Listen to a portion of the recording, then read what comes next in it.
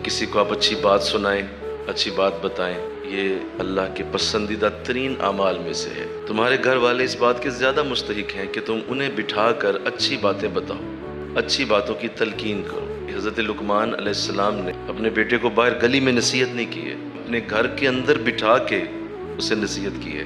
ایک یہ بھی اسلوب سکھایا گیا کہ جب بھی نصیحت کی جائے تو علیحدگی میں کی جائے۔ آقا علیہ السلام نے ارشاد فرمایا کہ جس نے کسی کو علیحدگی میں نصیحت کی اس نے اسے زینت بخش دی، اور جس نے لوگوں کے سامنے نصیحت کر دی اب اس نے اس کو خراب ہونے کا رستہ دے دیا، اب وہ ٹھیک نہیں ہو سکتا۔ آپ نے لوگوں کے سامنے اس کی عزت نفس کو خراب کیا، لوگوں کے سامنے نصیحت کر کے تم نے اس کو ذلیل کر دیا۔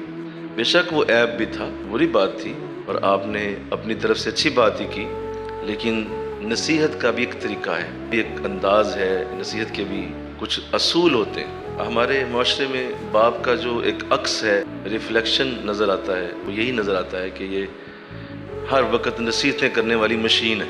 یہ بیٹے یہ نہ کیا کرو، بیٹے وہ نہ کیا کرو، بیٹے یوں کر لیا کرو۔ اور بھائی ہر وقت نصیحت نہیں ہوتی۔ آقا علیہ السلام نے منع فرمایا ہر روز درس قرآن سے، فرمایا لوگوں کی طبیعتوں کو قرآن سے بیزار نہ کرو، قرآن سے بھی خوبصورت چیز کوئی دنیا میں ہو سکتی ہے، منع کیا۔ فرمایا ہفتے بعد، جمعہ جو ہے یہ اس لیے ہفتے بعد رکھا گیا کہ اس میں ایک نصیحت کا عمل کیا جائے، لوگوں کو بٹھایا جائے اور علماء نصیحت کریں، اور ہفتے بعد آئے ہیں تو طبیعت راغب ہے۔ جب قرآن منع ہو سکتا ہے تو تیری نصیحتیں کیا چیزیں؟ نیچرل، اپنے آپ کو نیچرل بنائیں، فطری بنائیں، فطرت کے ساتھ چلیں۔ فطرت کہتی ہے کہ آپ نے نصیحت کا عمل ایک تو کبھی کبھی کرنا ہوتا ہے اور دوسرا علیحدگی میں کرنا ہوتا ہے، نہ ماں سنے، نہ بھائی سنے، نہ اس کی کوئی بہن سنے۔ علیحدہ اس کو کسی کمرے میں بٹھائیں، علیحدہ اسے لے جائیں اور پھر اسے پیار سے محبت سے نصیحت شروع کریں۔ تو افسوس صد افسوس ہمارے معاشرے کے بگاڑ پہ، یہ اتنا بگڑا ہوا معاشرہ ہے کہ یہ بے عزتی پہلے کرے گا اس کے بعد نصیحت کرے گا۔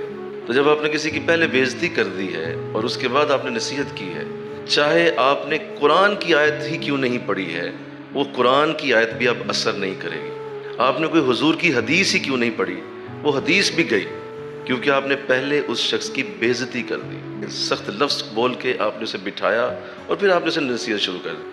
اب آپ کی انرجی ضائع ہو رہی ہے، آپ کے لفظ ضائع ہو رہے ہیں، آپ وقت ضائع کر رہے ہیں، فائدہ دونوں کو نہیں ہوگا۔ نصیحت کا ایک پراپر طریقہ ہے، پورا ایک انداز ہے جو نصیحت کرنے کے لیے ہمیں سمجھنا چاہیے، جو قرآن بتا رہا ہے۔